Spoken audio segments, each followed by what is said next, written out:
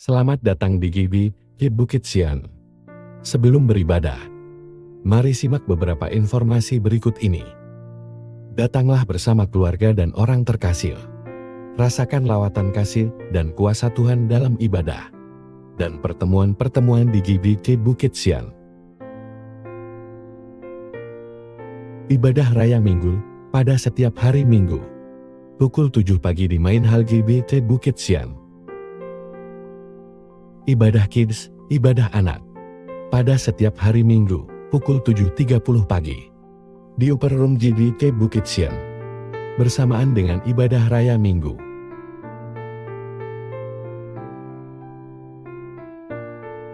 Ibadah Youth, ibadah pemuda. Pada minggu kedua dan keempat setiap bulan. Pukul 10 pagi di Main Hall GBI Bukit Sian. Doa malam, pada setiap hari Rabu, pukul 7 malam di Main Hall GBI Bukit Sian. Dan juga melalui Zoom dengan meeting ID yang tertera. Dana sosial Bukit Sian Family. Dengan Rp50.000 per keluarga setiap bulan. Kita dapat membantu keluarga Bukit Sian lainnya. Dan juga berpartisipasi dalam kegiatan sosial Bukit Sian Family. Pelayanan pastoral lainnya, seperti pelayanan keluarga, ibadah keluarga, doa khusus, konseling, pendampingan, dan bimbingan rohani. Dapat menghubungi tim Gembalo atau Majelis GBI Bukit Sian. Informasi lainnya akan disampaikan setelah ibadah selesai nanti. Selamat mengikuti ibadah sesaat lagi. Tuhan Yesus memberkati kita semua. Selamat pagi Bapak Ibu Saudara. Yesaya 49 ayat 16. Iya, sebenarnya setiap kali saya mau khotbah, ternyata pemimpin pujian itu pilih lagu yang mengarah, saudaraku. Tadi kita nyanyi lagu sayang-sayang disayang, aku disayang Tuhan. Hari lalu khotbahnya yang sudah disiapkan, ini saudaraku. Yesaya 49 ayat 16. Lihat, aku telah melukiskan engkau di telapak tanganku. Tembok-tembokmu tetap di ruang mataku. Amin. Silakan duduk. Berbahagialah setiap orang yang telah membaca, mendengar, dan melakukan firman Tuhan. Tuhan Yesus memberkati. Dibantu singer ibu-ibu bacanya, ruangan ini kayaknya penuh banget nih. Mantap itu, mantap ya. Oke. Saudara-saudara, lihat aku telah melukiskan engkau di telapak tanganku. Ya. Saudara, di Afrika, Timur Tengah dan ke Afrika juga di Israel, itu ada semacam kebiasaan dan kemudian menjadi budaya. Kalau pacaran itu namanya ditato ya. Kalau dilukis saja itu enggak bisa hilangkan ya, ditato di telapak tangan. Ya. Pacaran loh, bukan menikah. Nah terus kalau ganti pacar 10 kali. Ada namanya Mirna, Jessica. Itu terkenal kan kemarin. Ada namanya siapa lagi? Siapa lagi? Ya? Esra. Oh yang cewek nyebut yang cowok nih, pernah kayaknya tuh. Tapi itu menunjukkan saudara, kalau itu ditulis, diukir nama atau inisialnya, itu kan akan mengingatkan diri sendiri bahwa ada seorang yang disayang, yang kemanapun pergi bisa diingat, kapanpun bisa diingat ketika ini saudaraku, melihat telapak tangan. Sehari berapa kali sih kita lihat telapak tangan? Pas berulang-ulang lah gitu ya, berulang kali. Jadi saudaraku, dilukis, diukir, ditato di telapak tangan nama orang yang disayang, nama orang yang dikasihi. Wih, ini menginspirasi. Besok-besok ini ada suami yang tato nama istrinya di sini. Kalau yang pacaran saya sarankan jangan, ntar kalau ganti pacar. Ada yang setiap punya anak ditato siapa ya? Coba, penggila bola mana? Ih, yang jawab cewek. Penggila bola yang cowok nggak inget nih, nggak tahu nih. David Beckham tiap punya anak namanya ditato di mananya? Di berbagai badannya ya, di tempat di badannya. Untuk apa?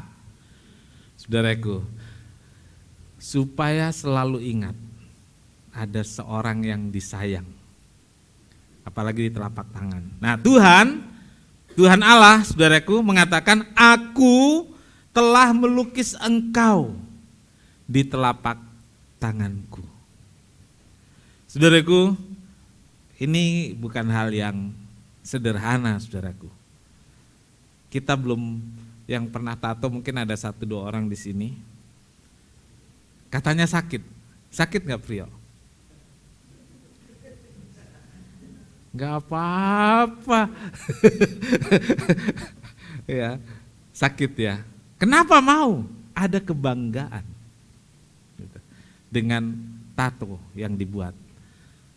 Kenapa mau melukis nama pacar, nama istri, nama suami di telapak tangan? Karena ada kebanggaan. Mengingat orang yang disayang dan bangga dengan orang itu. Saudara-saudaraku, Tuhan Allah mengatakan, aku telah melukis engkau di telapak tanganku. Ya, aku melukis engkau.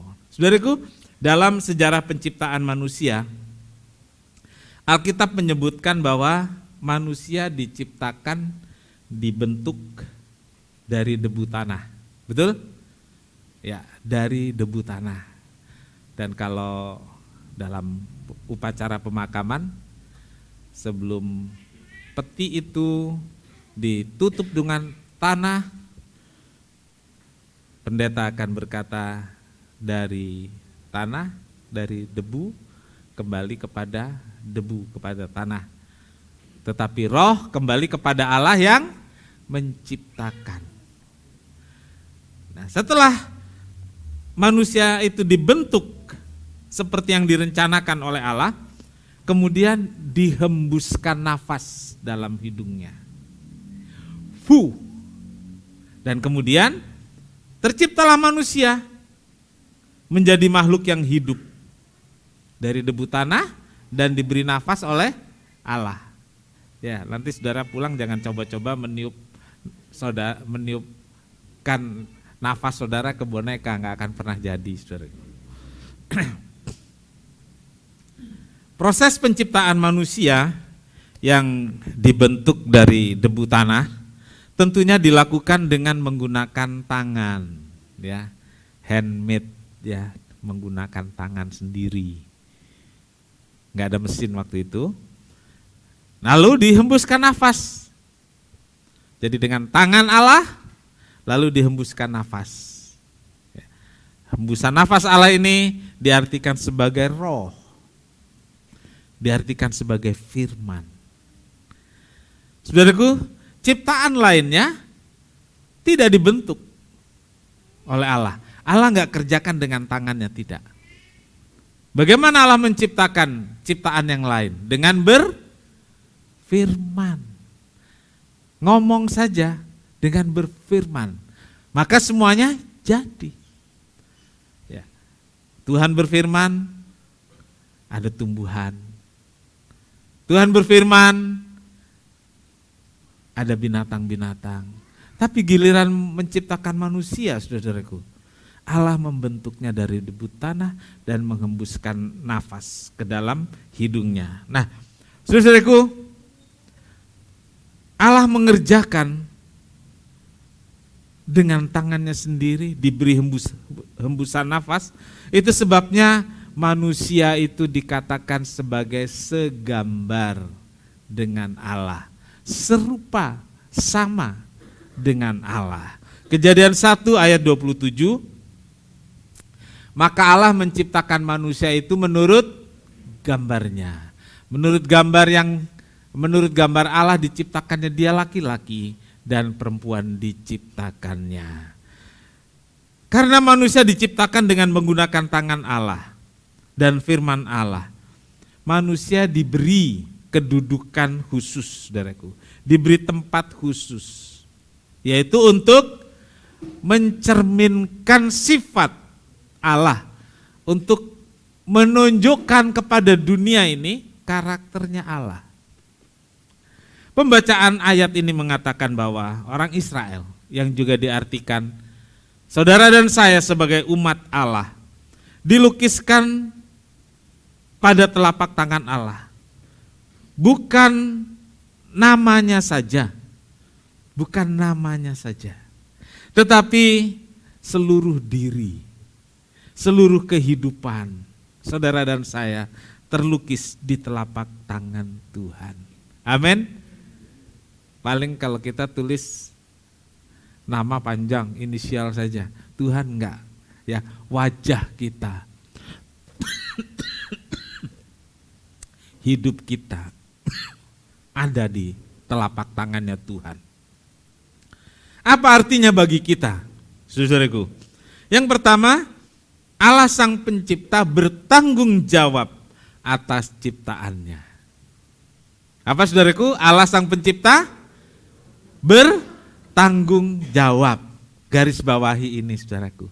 Jadi Allah itu bertanggung jawab. Allah gak pernah lari dari tanggung jawabnya. Dia mau selalu bertanggung jawab atas ciptaannya. Siapa ciptaannya? Umat manusia. Siapa di antara umat manusia itu? Saudara dan saya adalah ciptaannya, dan Allah mau bertanggung jawab untuk hidup saya dan saudara. Amin. Apa artinya bertanggung jawab? Dia tidak membiarkan kita tersesat. Dia enggak pernah membiarkan kita celaka. Yesaya 49 ayat 14-5, saudaraku. Kita melihat tentang latar belakang dari penulisan, aku telah melukiskan engkau di telapak tanganku. Ya. Sion berkata, Tuhan telah meninggalkan aku dan Tuhanku telah melupakan aku. Dapatkah seorang perempuan melupakan bayinya sehingga ia tidak menyayangi anak dari kandungannya? Sekalipun dia melupakannya, aku tidak akan melupakan engkau. Amin. Saudara mengerti ayat ini? Ini ayat yang luar biasa, saudaraku. Ya, ayat yang luar biasa. Ini ada percakapan yang kemudian dikutip oleh Yesaya. Percakapan antara orang Israel dengan Tuhannya, dengan Allahnya. Orang Israel berkata, Tuhan telah meninggalkan aku dan telah melupakan aku. Tetapi saudaraku, kita menemukan jawab yang luar biasa, saudaraku. Jawaban Tuhan adalah, dapatkah seorang perempuan melupakan anak dari kandungannya? Kalau ada nggak sih? Sekarang ada, gitu ya. Tapi Tuhan bilang itu hal yang tidak mungkin. Dapatkah seorang perempuan melupakan anak dari kandungannya? Sekalipun ada, Tuhan bilang, aku tidak akan melupakan engkau dan tidak akan meninggalkan engkau. Amin. Saudara yakin tidak dilupakan Tuhan? Saudara yakin tidak ditinggalkan Tuhan? Haleluya. Saudaraku, keluhan orang Israel adalah Allah tinggalkan aku, Allah melupakan aku. Kenapa, saudaraku? Penderitaan bangsa Israel di pembuangan di Babilonia, saudaraku, membuat mereka merasa pedih, perih, rindu pulang rindu kembali ke Israel, rindu kembali ke tanah Kanaan, tanah perjanjian. Dan sedihnya lagi saudaraku, orang Israel itu suruh nyanyi, saudara. Suruh menghibur orang-orang Babylon. Orang Israel sendiri kan diambil dari tanah kelahirannya, dibawa ratusan kilo ke Babilonia. Dipekerjakan di sana, nggak boleh pulang kampung, balik lagi nggak boleh. Sedih, hatinya perih karena nggak boleh pulang, nggak boleh lihat rumah Allah. Jadi kesedihan terbesar dari orang Israel adalah mereka nggak bisa ke Israel untuk beribadah di bait Allah. Itu kesedihan paling besar. Tapi kemudian orang Babylon bilang, hiburkan saya ayo.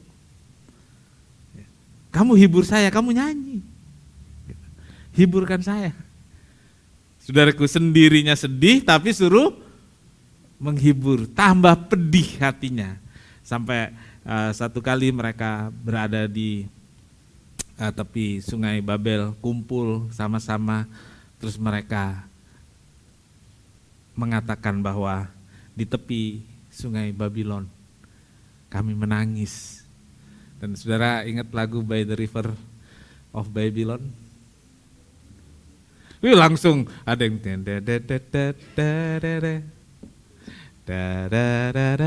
gitu ya. Saudaraku, di tepi sungai Babylon mereka menangis, merindukan tanah perjanjian, merindukan kampung halamannya. Mereka rindu pulang tetapi hanya bisa menangis, tidak bisa mewujudkan keinginannya. Mazmur 137 ayat 1. Di tepi sungai-sungai Babel, di sanalah kita duduk sambil menangis apabila kita mengingat Sion. Ya. Di tepi sungai-sungai Babel, di sanalah kita duduk sambil menangis apabila mengingat Sion. Ingat rumah Tuhan, ingat negeri perjanjian. Tapi nggak bisa ke sana. Rasa sedih diwujudkan dengan air mata. Saudaraku, dulu waktu kita mengalami pandemi, saya mendengar dari banyak orang, juga jemaat, udah pengen kebaktian. Dan kalau bisa kebaktian online gitu, rasanya seneng banget. Dan sangat merindukan kebaktian-kebaktian walaupun hanya bisa online. Kira-kira saudara ingat kemesraan di masa pandemi, kemesraan dengan Tuhan? Begitu udah bebas, sudah enggak di Babel lagi, terlalu banyak menunda untuk ibadah ternyata. Gampang banget dengan berbagai alasan kan, tapi waktu terpisah, waktu enggak boleh, rasa rindunya luar biasa. Terus kita mungkin ingat orang Israel di tepi sungai-sungai Babylon, kami duduk menangis karena merindukan Sion. Itu dulu. Dan saya harap kita semua sekarang merindukan terus dan tidak perlu menangis karena kita bisa beribadah dengan bebas kapan saja. Saudara-saudaraku, bagi orang Israel masa-masa itu, masa-masa di pembuangan sampai mereka duduk di tepi sungai Babel sambil menangis karena merindukan Sion. Pada masa-masa itu bagi Israel sepertinya Tuhan itu meninggalkan. Sepertinya Tuhan itu melupakan dan mereka teriak, Tuhan telah meninggalkan aku, Tuhan telah melupakan aku. Tetapi saudaraku, jawaban dari Tuhan sangat mengejutkan. Tuhan bilang tadi, apa saudaraku? Sekalipun ada perempuan yang melupakan bayinya, tetapi aku gak pernah melupakan. Saudaraku, ini adalah kepastian bahwa Tuhan itu bertanggung jawab atas ciptaannya. Ini satu kepastian bahwa Tuhan itu tetap sayang pada umat pilihannya, yaitu saudara dan saya. Saudaraku, apapun keadaan saudara, yakinlah Tuhan itu tetap cinta, sayang, tetap peduli kepada kita semua. Amin. Dia bertanggung jawab atas hidupmu. Saudaraku, ada saatnya kita benar-benar merasa seperti ditinggalkan Tuhan, dilupakan Tuhan. Ya. Pernah saudara merasakan? Lihat ke belakang, saudaraku. Pernah saudara merasakan? Pernah. Ya, pernah. Mungkin sekarang juga saudara merasa sedang ditinggalkan Tuhan, sedang dilupakan Tuhan. Ada kemungkinan seperti itu. Waktu kita berbeban berat, waktu kita dipenuhi dengan berbagai masalah, kita merasa sendirian, minta tolong ke sana, justru dicibir.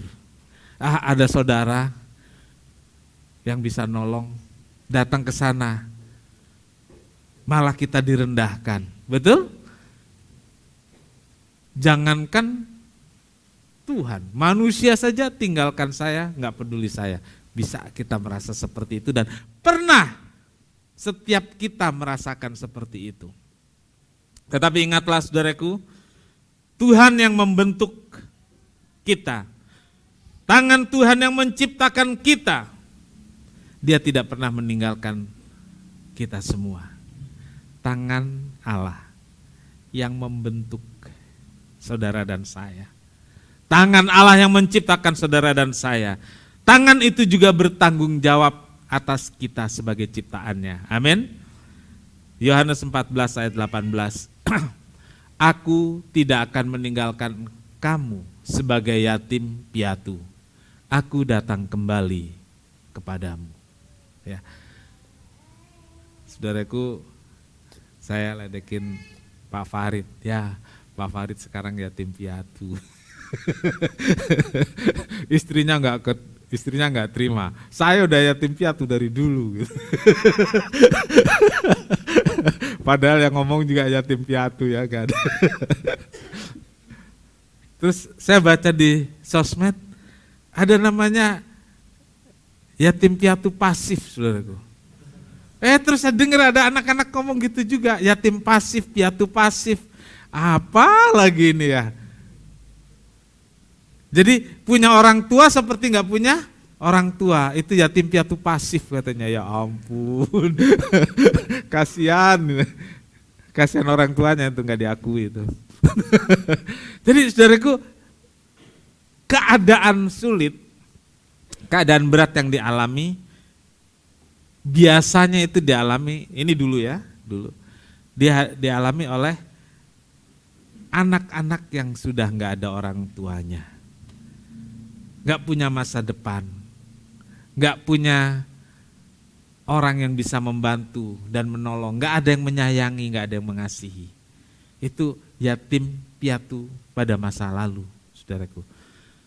Dan ternyata sekarang, saudaraku, hal semacam ini juga sama. Kecuali yatim piatunya konglomerat dengan warisan yang segitunya gitu ya. Tapi kasihan anaknya Bill Gates ya, saudaraku ya. Dia bilang kekayaannya mau diserahkan ke badan amal gitu. Kasihan nggak, saudaraku? Ya, tidak. Karena Bill Gates telah mendidik anaknya untuk bekerja keras. Gitu. Jadi kalau kita didik anak kita dengan baik, kita nggak perlu kasihan kalau dia nggak dapat warisan dari kita. Kadang-kadang kita pun nggak punya warisan untuk diwariskan dengan layak, dengan cukup gitu ya. Tapi warisan terbesar bagi anak-anak adalah pendidikan. Ya. Kalau anak-anak kita didik, kita sekolahkan, anak-anak dididik secara etika moral, itu adalah warisan terbesar yang bisa membuat anak-anak hidup walaupun telah menjadi yatim piatu. Ya. Saudaraku, umat Tuhan tidak dibiarkan menjadi yatim piatu. Dia hadir, dia peduli. Dia Tuhan yang mau mengulurkan tangan dan menolong. Dia Tuhan yang bertanggung jawab atas ciptaannya. Puji Tuhan. Yang kedua, saudaraku, Allah Sang Pencipta selalu peduli terhadap ciptaannya. Ya, saya mulai dengan Allah Sang Pencipta, lalu peduli terhadap ciptaannya. Allah Sang Pencipta bertanggung jawab atas ciptaannya. Jadi dasarnya, kenapa Allah bertanggung jawab? Karena Dia menciptakan. Kenapa Allah peduli? Karena Dia yang menciptakan, Dia tanggung jawab.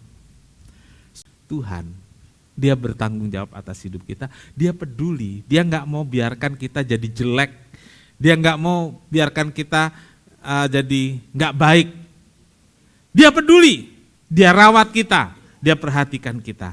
Itu sebabnya Dia bilang, lihat, aku melukiskan engkau di telapak tanganku. Dari ungkapan ini, sepertinya Allah mau menggambarkan tindakannya yang selalu memperhatikan dan peduli pada kita orang percaya sebagai ciptaannya. Peduli secara personal dan intensif. Allah mau melihat dengan jelas keadaan kita. Dia mau lihat wajah kita dan seluruh keberadaan kita. Kalau teknologi sekarang, saudaraku, saudara pernah video call ya? Saya video call itu paling setahun atau 2 tahun terakhir yang baru saya tahu, saudaraku.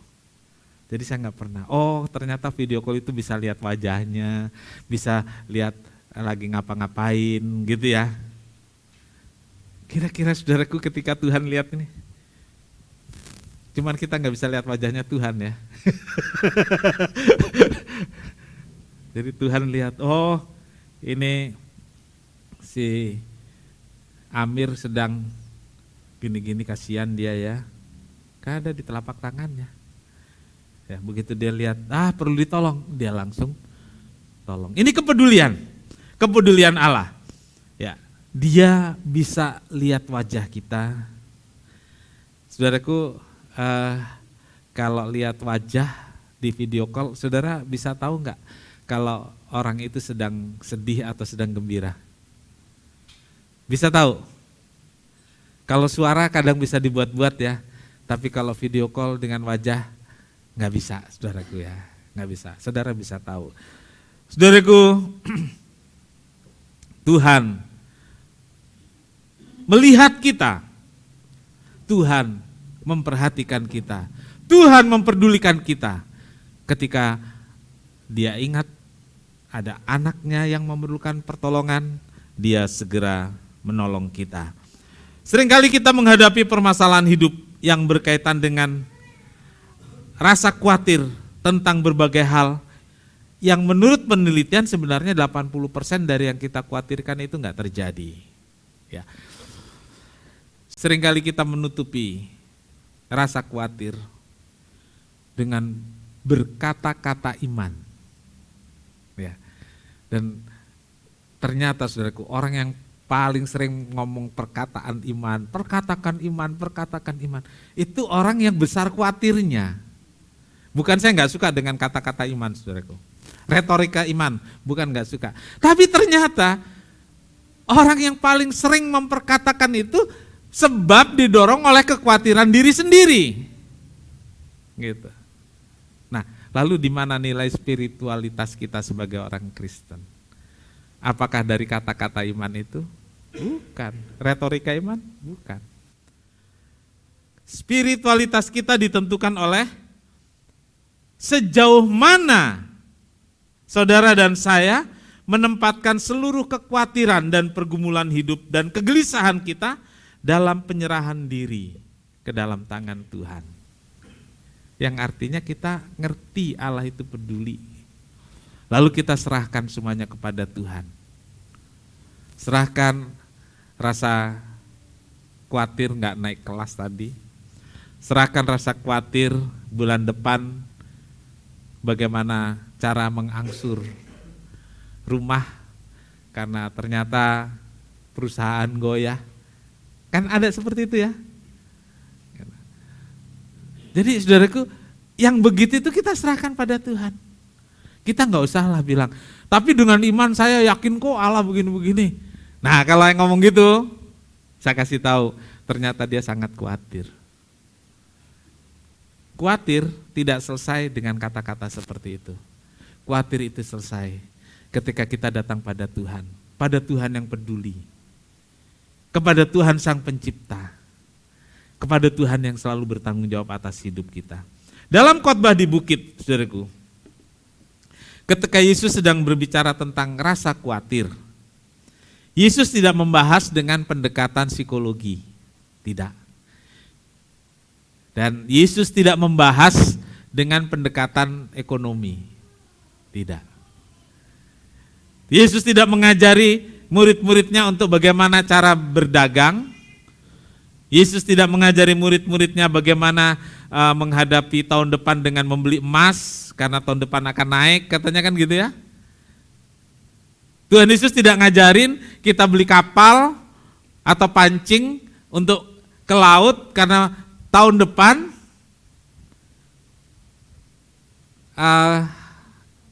perikanan akan bagus. Tuhan Yesus nggak ngajarin gitu, nggak. Tuhan Yesus menggunakan pendekatan teologis. Tuhan Yesus beritahu murid-murid dan para hadirin khotbah di bukit itu dengan mengatakan bahwa lihat burung di udara, Tuhan pelihara. Tulisannya apa, saudaraku? Diapain? Terus? Nah, bunga itu sudah bagus, nggak perlu dihias, saudaraku. Bunga di padang ditumbuhkan. Bunga di padang tidak dihiasi, nanti kita baca. Yang dihiasi apa, saudaraku? Ini saya terharu banget, saudaraku. Yang dihiasi itu adalah rumput. Saudara pernah rumput itu bagus banget, saudaraku? Saya pernah ada kebun di musim tidak tanam, saudaraku, ditumbuhi ilalang. Nah, saudara pernah lihat ilalang yang luas sekali? Bagus nggak sih? Rumput di padang, rumput di ladang dihiasi. Kalau bunga itu tidak dihiasi. Kita baca, yuk. Pak Pendeta ada aja ya. Saudara kan selama ini selalu bilang bunga di padang dihiasi ya. Dikarang oleh pengarang lagu dan dinyanyikan bunga di padang dihiasi. Yang dihiasi itu rumput, bunga nggak usah dihiasi, bagus. Ternyata Alkitab menyimpan sesuatu yang luar biasa buat saya. Pandanglah burung di udara, burung-burung di langit yang tidak menabur dan tidak menuai dan tidak mengumpulkan bekal dalam lumbung, namun diberi makan oleh Bapamu di sorga. Bukankah kamu jauh melebihi burung-burung itu? Di poin tadi coba, yang tadi. Ada perbandingan antara burung, lalu dikatakan apa, saudaraku? Bukankah kamu jauh, catat ini ya, bukankah kamu jauh melebihi burung-burung itu? Next. Siapakah di antara kamu yang karena khawatirnya dapat menambahkan sehasta saja pada jalan hidupnya? Dan mengapa kamu khawatir akan pakaian? Perhatikan bunga bakung di ladang yang tumbuh tanpa bekerja dan memintal. Namun aku berkata kepadamu, Salomo dalam segala kemegahannya pun tidak berpakaian seindah salah satu dari bunga itu. Jadi jika demikian Allah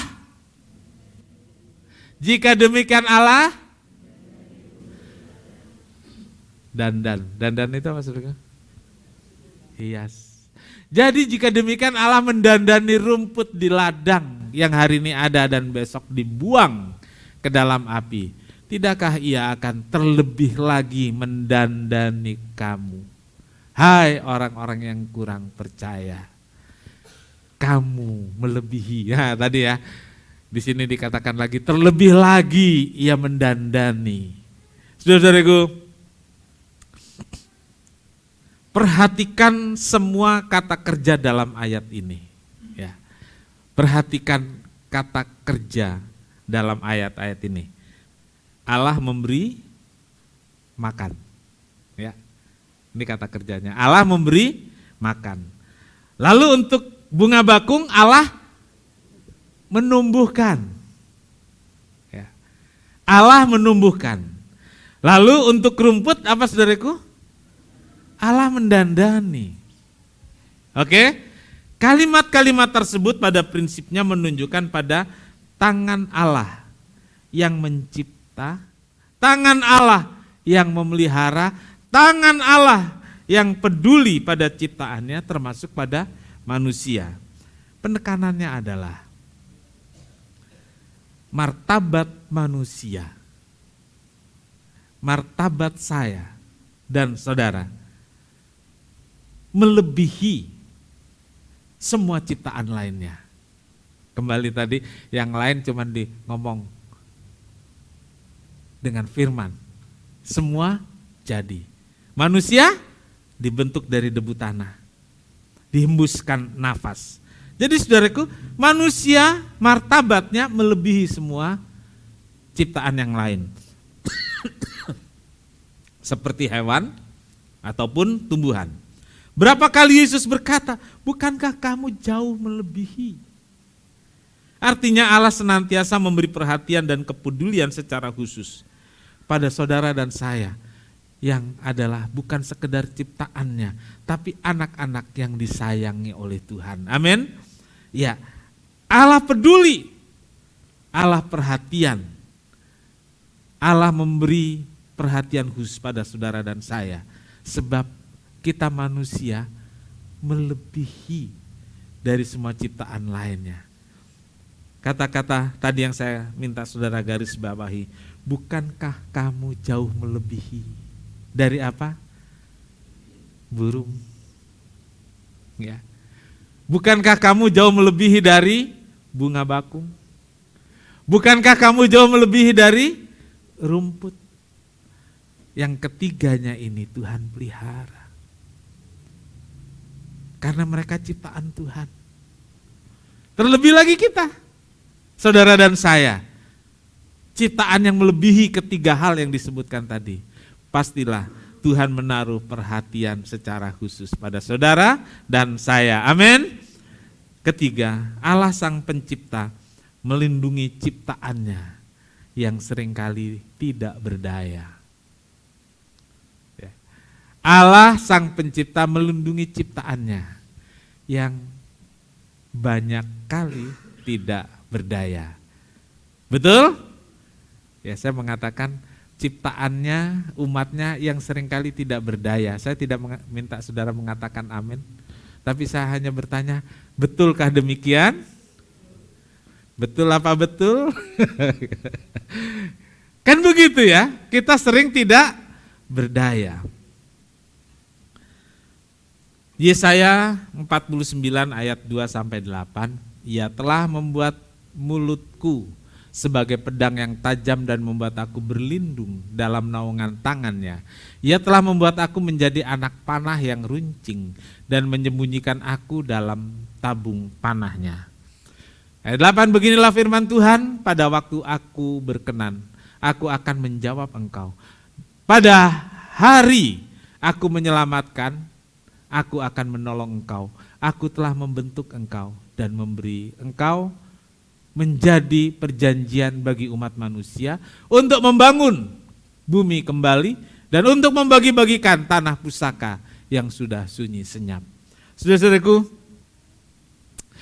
telah cukup lama Israel berada di pembuangan dan mengalami penderitaan. Allah memberi jawaban atas teriakan orang Israel minta tolong. Dia berkata, Ia membuat aku berlindung. Dan diucapkan oleh Yesaya, Ia membuat aku berlindung dalam naungan tangannya. Jadi dalam penderitaan yang panjang itu ternyata Tuhan tetap melindungi. Dan orang Israel, Nabi Yesaya mengatakan, Engkau telah membuat aku berlindung dalam naungan tangannya. Berlindung dalam naungan tangan Sang Pencipta. Dan untuk semua kesesakan dan penderitaan orang Israel, Tuhan berkata, pada waktu aku berkenan, aku akan menjawab. Pada waktu aku menyelamatkan, aku akan menolong kau. Artinya saudaraku, Allah yang melindungi, Dia selalu tepat waktu. Pada waktu aku berkenan, aku menyelamatkan dan menolong engkau. Saudaraku, Tuhan selalu melihat dengan saksama. Tuhan selalu melihat dengan teliti. Pada saat yang tepat, Tuhan sendiri menentukan jawaban dan tindakan apa yang akan ia berlakukan. Yakinlah tangan yang mencipta, tangan yang sama akan menolong kita. Allah yang mencipta dengan tangan yang sama akan melindungi saudara dan saya. Amin. Dia tidak biarkan kita jalan sendiri tanpa harapan. Dia tidak membiarkan kita jalan sendiri dalam ketidaktentuan. Saudara, jangan menjadi orang Kristen yang masih hidup dalam kekhawatiran dan tanpa harapan. Alkitab katakan tadi orang yang masih hidup dalam kekhawatiran dipandang Yesus sebagai orang yang kurang percaya, sebagai orang yang kurang iman. Ingat, hidupmu telah dilukis di telapak tangan Tuhan. Hidupmu sudah ditato di telapak tangan Tuhan. Dia akan menjaga, melindungi, sebab Dia sayang, Dia cinta kita sampai hidup kita ada di telapak tangannya. Dia bisa lihat kita kapan saja, dan ketika kita membutuhkan Dia segera ulurkan tangannya. Karena itu saudara, percayakanlah segala-galanya pada Allah. Percayakan semuanya pada Allah. Serahkan hidupmu, serahkan persoalanmu kepada Tuhan. Hidup kita telah dilukis di telapak tangan Tuhan. Tuhan selalu ingat kita, Tuhan selalu perhatikan kita. Dia bertanggung jawab untuk hidup saya dan hidup saudara semua. Amin. Tuhan Yesus memberkati. Firman-Mu ya Tuhan, biarlah firman-Mu ya Tuhan menguatkan hati kami ya Tuhan, membimbing kami ya Tuhan dalam melakukan kehidupan kami ya Tuhan.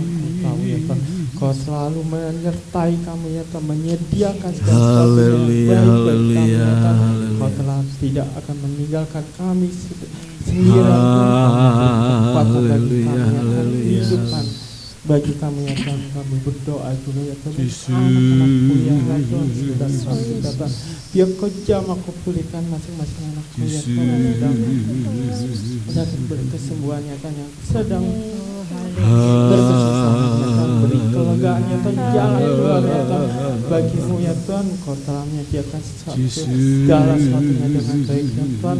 Tahu ya Tuhan, Kau telah menjaga, melindungi kami ya Tuhan, menyertai kami ya Tuhan, setia dengan kami ya Tuhan. Kau tidak meninggalkan kami satu sendirian Tuhan. Terima kasih ya Tuhan, terima kasih ya Tuhan. Ini atas segala doa firman kami ya Tuhan, serahkan kepadamu saja Tuhan. Haleluya. Kami berdoa mengucap syukur. Bapa di sorga, terima kasih untuk berkat Tuhan dalam ibadah ini. Kami berdoa saat ini Tuhan untuk Yosua, anak dari keluarga Rivo yang kemarin mengalami jatuh karena main basket dan harus dioperasi pada bahunya. Ulurkan tangan-Mu Tuhan, tangan yang berkuasa, tangan yang mencipta, itu juga tangan yang memulihkan dan menyembuhkan. Karena itu Tuhan, untuk jalannya operasi dan segala rencana untuk pemulihannya kami serahkan kepada tangan Tuhan. Dan segala hambatan-hambatan untuk operasi kami singkirkan dalam nama Tuhan Yesus. Biar penyakit itu sembuh oleh kuasa Tuhan. Biar tulang yang patah itu dipulihkan oleh kuasa Tuhan. Terima kasih Tuhan. Untuk orang tua yaitu papa dari Ibu Eli, kami bersyukur keadaannya sudah lebih baik. Dan biar Tuhan kuatkan dan tolong Ibu Eli untuk perjalanan pulang kembali ke Tangerang. Kami berdoa juga buat Ibu Yoneka, orang tua dari Ibu Risma dan Krisman. Tuhan Yesus, jamalah, dampingilah senantiasa apapun keadaannya. Kami yakin Tuhan menolong, berikan kekuatan kepada keluarga yang hari-hari ini tentu dengan penuh kasih, dengan penuh cinta merawat orang tua mereka, walaupun lelah, walaupun capek, tapi mereka mencintai orang tuanya dan merawatnya. Karena itu Tuhan, beri kekuatan, beri kesehatan dan berkatilah. Sehingga keluarga Hibau, keluarga Krisman dengan cinta kasih terus merawat seperti yang sudah dilakukan dan diberkati oleh Tuhan. Terima kasih Tuhan, terima kasih. Berkati semua jemaat Tuhan, pimpin pulang dengan selamat, sertai dan lindungi. Anak-anak-Mu yang datang dengan berbeban berat, dengan kesukaran, dengan sakit yang dialami, kami yakin pulang dengan kelepasan dan pertolongan dari Tuhan. Pulang dengan sukacita dan damai sejahtera. Semua pelayan-pelayan Tuhan berkati, Tuhan dimuliakan. Terima kasih Tuhan, terima kasih. Berkati persembahan, juga persepuluhan yang dikembalikan pada Tuhan. Lipat ganda berkat dilimpahkan sekarang dan selamanya.